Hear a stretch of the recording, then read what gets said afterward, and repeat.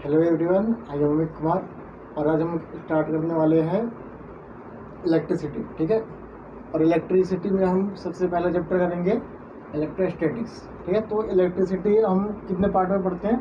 2 parts में। तो ठीक है, अब ये इलेक्ट्रोस्टैटिक्स क्या होता है?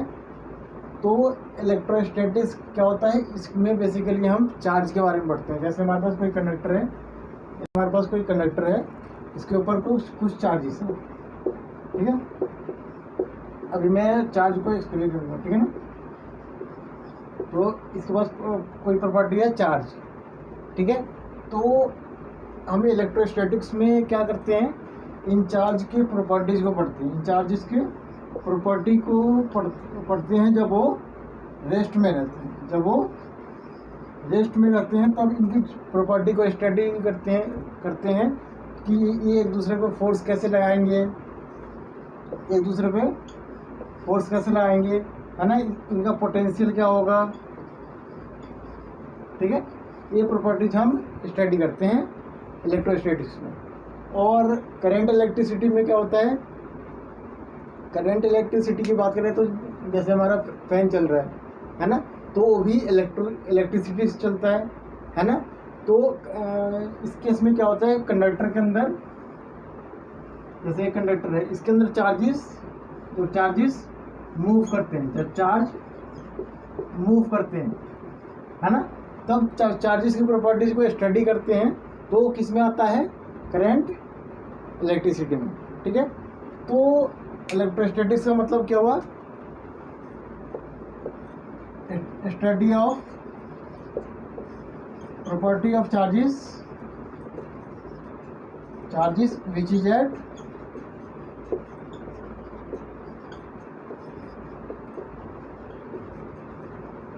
रेस्ट। ठीक है ना, और करंट इलेक्ट्रिसिटी मतलब क्या हुआ कि study of property of charges जब वो चार्जेस मोशन में रहेंगे। ठीक है ना, और प्रॉपर्टीज ऑफ चार्जेस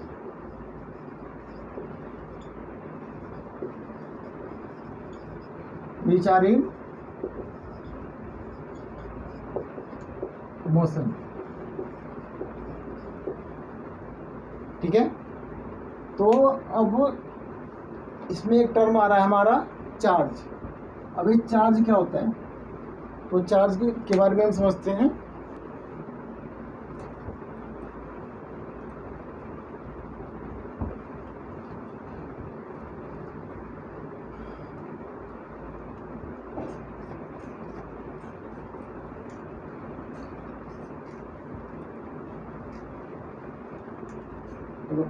तो हम सबसे पहले पढ़ते हैं इलेक्ट्रोस्टैटिक्स में, और हम सबसे पहले देखते हैं चार्ज। तो अब चार्ज क्या होता है, जैसे कोई भी ऑब्जेक्ट होता है तो उसके पास मास है। जैसे ये मार्कर है ना, तो इसके पास मास है। तो एक क्या है, मार्कर की फंडामेंटल प्रॉपर्टी है। जैसे मार्कर है तो इसके पास मास है ना, तो ये मार्कर की क्या है, फंडामेंटल प्रॉपर्टी।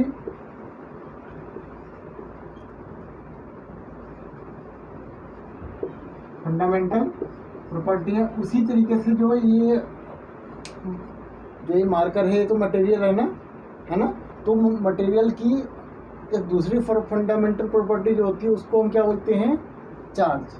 है ना, जो मटेरियल की एक दूसरी फंडामेंटल प्रॉपर्टी होती है उसको हम क्या बोलते हैं, चार्ज।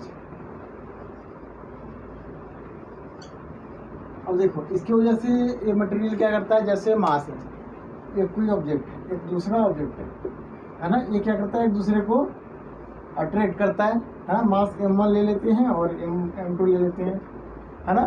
तो ये दोनों मासेस क्या करते हैं, एक दूसरे को अट्रैक्ट करते हैं। उसी तरीके से जो चार्जेस जो होते हैं, चार्ज ए और चार्ज बी, ये एक दूसरे को अट्रैक्ट भी करते हैं एज वेल एज रिपेल भी करते हैं, है ना।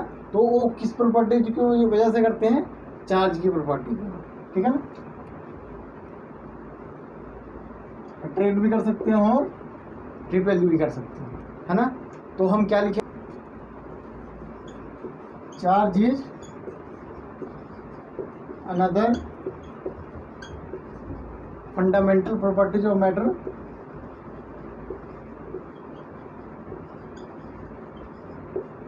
property of matter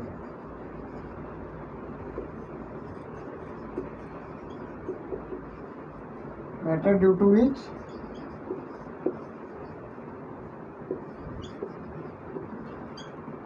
it attracts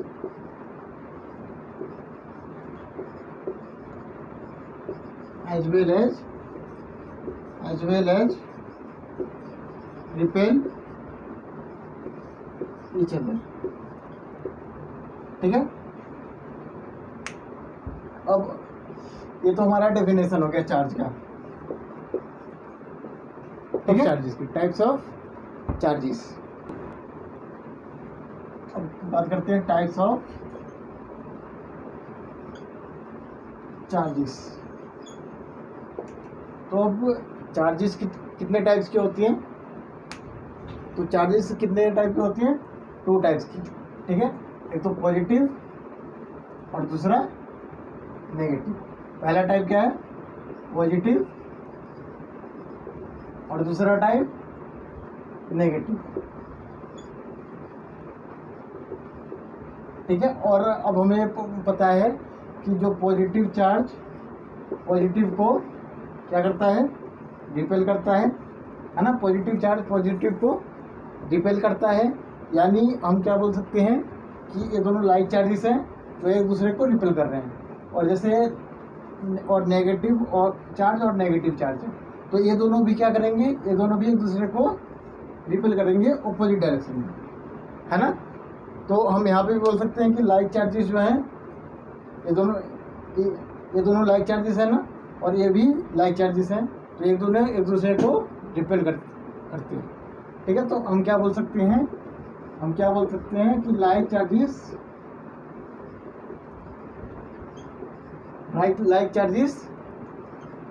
repel each other,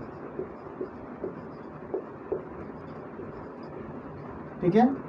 अब जैसे हमारा एक चार्ज है पॉजिटिव, है ना, और दूसरा है नेगेटिव, तो ये दोनों एक दूसरे को क्या करेंगे? एक दूसरे को अट्रैक्ट करेंगे, है ना। तो अब ये दोनों डिफरेंट है ना, ये दोनों डिफरेंट है, तो हम क्या बोलते हैं कि unlike charges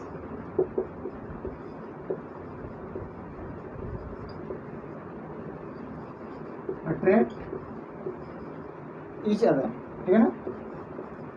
unlike charges attract each other, ठीक है। अभी ये बेसिक कंसेप्ट बता रहा हूँ, ठीक है ना। अच्छा, अब बात करते हैं कि चार्जेस को डिनोट कैसे करते हैं। तो चार्जेस को डिनोट करते हम किससे करते हैं? जैसे कोई भी बॉडी है, तो हमेशा बॉडी के ऊपर ही चार्ज जो होता है ना, हमेशा बॉडी के ऊपर ही चार्ज होता है। और जो ये बॉडी का है ये नेट चार्ज होगा, ये क्या होगा? बॉडी का नेट चार्ज, ठीक है। क्योंकि हमेशा कोई भी बॉडी होता है जब अकेला रहता है, जैसे मार्कर है, ये अपने आप में क्या है? न्यूट्रल है ना। अभी क्या है? अपने आप में न्यूट्रल है। अगर हम इसको चार्ज देंगे, यानी या तो इससे इलेक्ट्रॉन निकाल लें, ठीक है, इलेक्ट्रॉन निकाल लें, तो इसके ऊपर क्या चार्ज आ जाएगा? पॉजिटिव चार्ज आ जाएगा। जैसे हमारे पास ये मार्कर है ना, इससे एक इलेक्ट्रॉन बाहर निकाल लेते हैं, तो इसके ऊपर कौन सा चार्ज आ जाएगा? पॉजिटिव, है ना। और पॉजिटिव चार्ज आ जाएगा। अगर 2 इलेक्ट्रॉन बाहर निकाल लेंगे, है ना, तो 2+ चार्ज आ जाएगा यहाँ पे, 2 पॉजिटिव चार्ज आ जाएंगे यहाँ पे, है ना। तो हमेशा ये जो चार्ज होता है उस बॉडी का नेट चार्ज होता है। और वो किससे डिनोट करते हैं? तो इसको डिनोट करते हैं हम Q से डिनोट करते हैं, स्मॉल q या फिर कैपिटल Q, ठीक है। अच्छा, जो ये पॉजिटिव और नेगेटिव चार्ज, इसका पता किसने लगाया था? पॉजिटिव और नेगेटिव चार्जेस होते हैं, इसका पता किसने लगाया था? तो इसका पता लगाया था बेंजामिन फ्रैंकलिन ने, ठीक है। इसका पता किसने लगाया था? बेंजामिन के लिए नहीं है, ठीक है।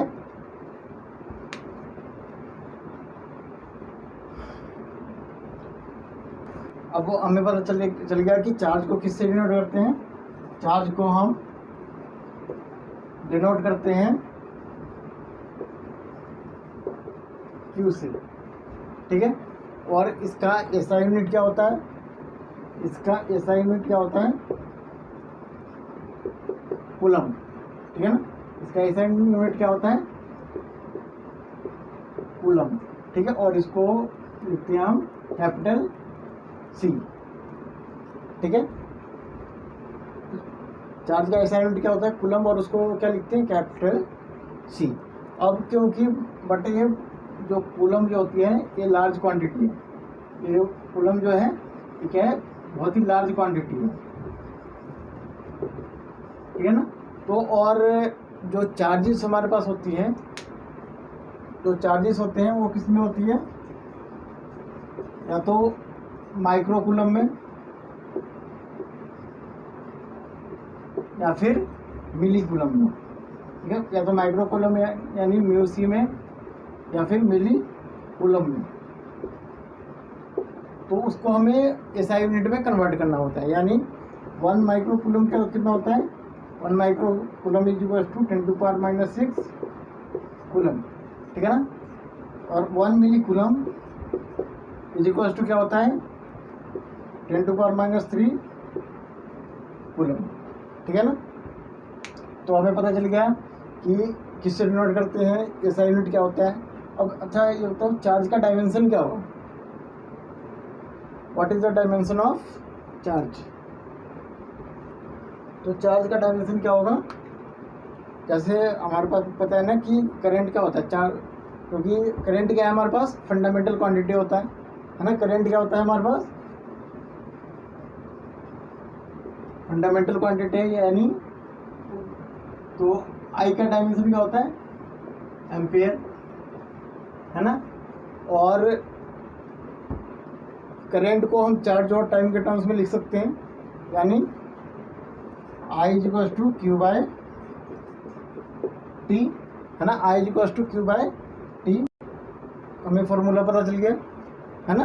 तो इसका डायमेंशन निकाल सकते हैं ना, dimension of Q is equal to dimension of current क्या है, A, और डायमेंशन ऑफ टाइम T, यानी चार्ज का डायमेंशन क्या होगा, A × T, ठीक है।